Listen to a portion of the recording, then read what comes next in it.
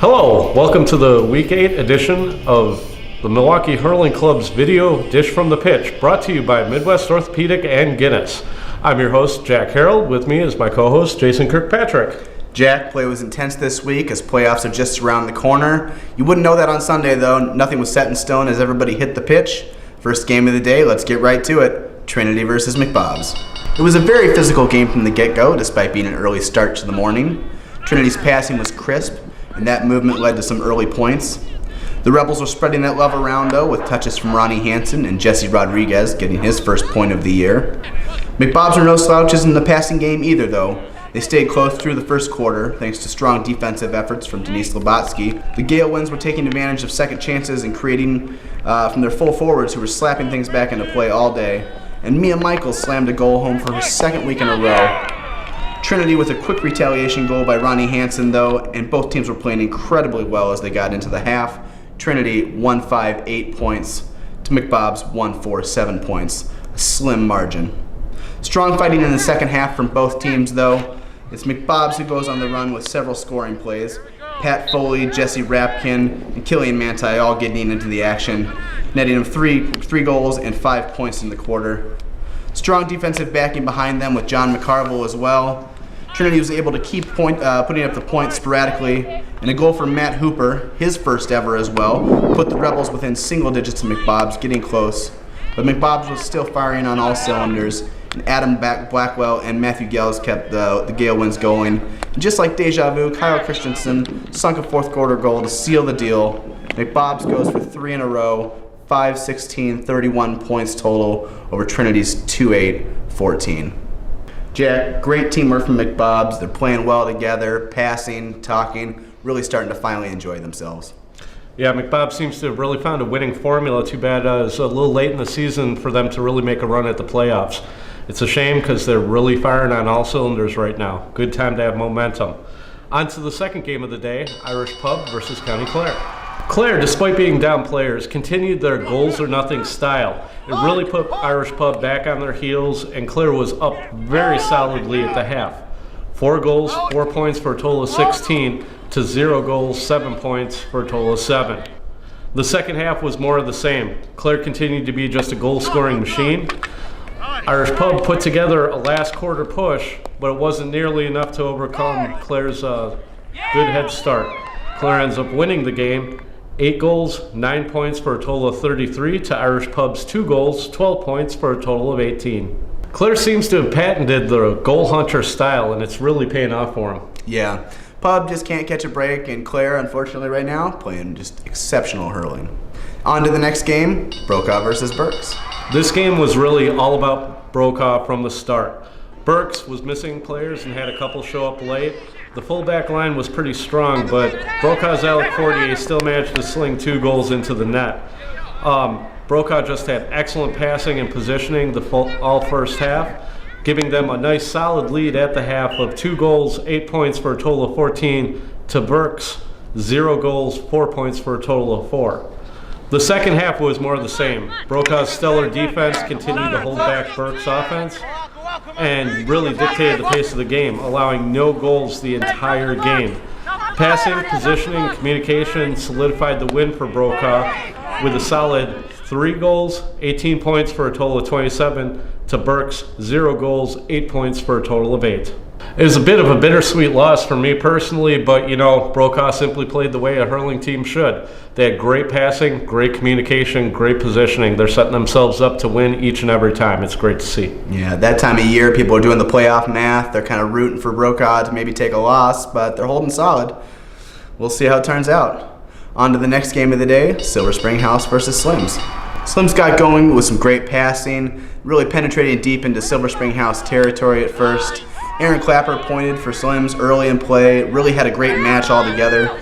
Silver Spring were no slouches though, and they worked from the midfield really well to nab a few.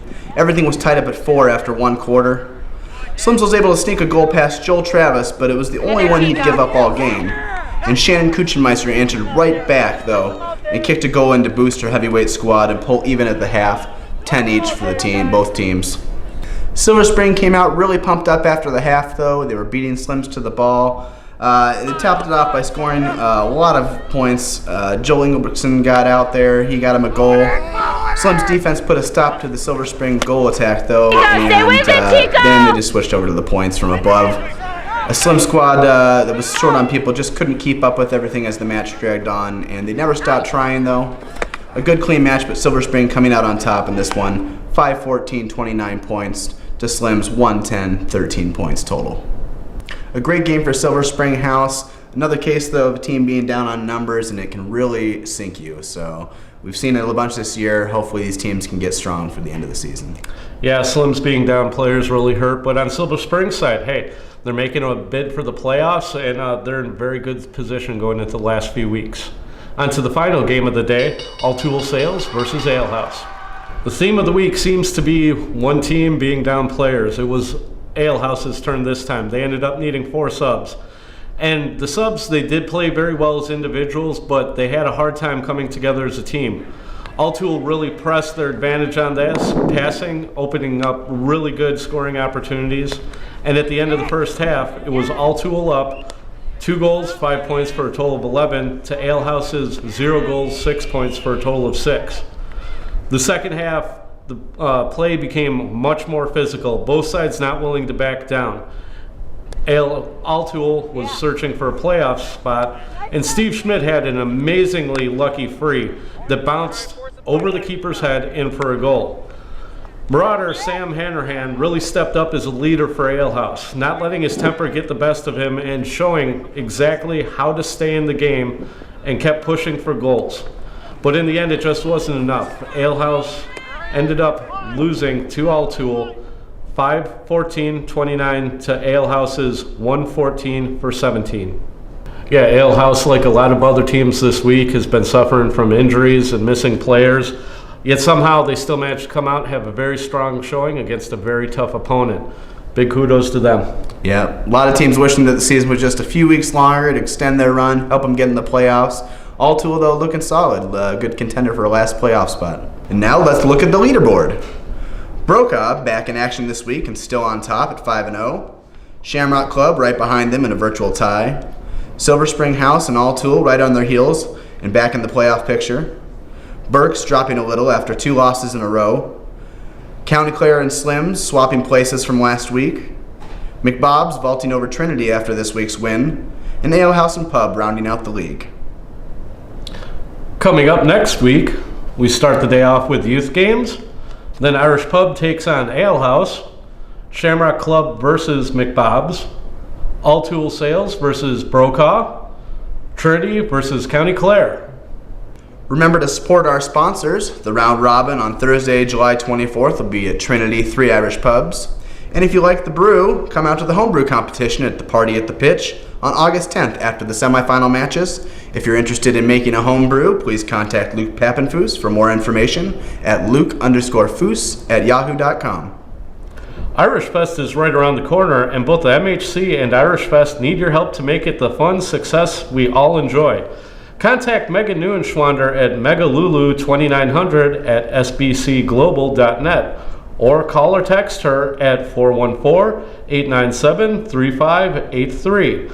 There are also opportunities to help out at the festival outside of the MHC. For more information, please visit Irish Fest website at www.irishfest.com. MHC bikers, don't forget to bring your motorcycles out this Sunday, July 27th to the pitch for our Hurleys, Harleys, and other cycles picture.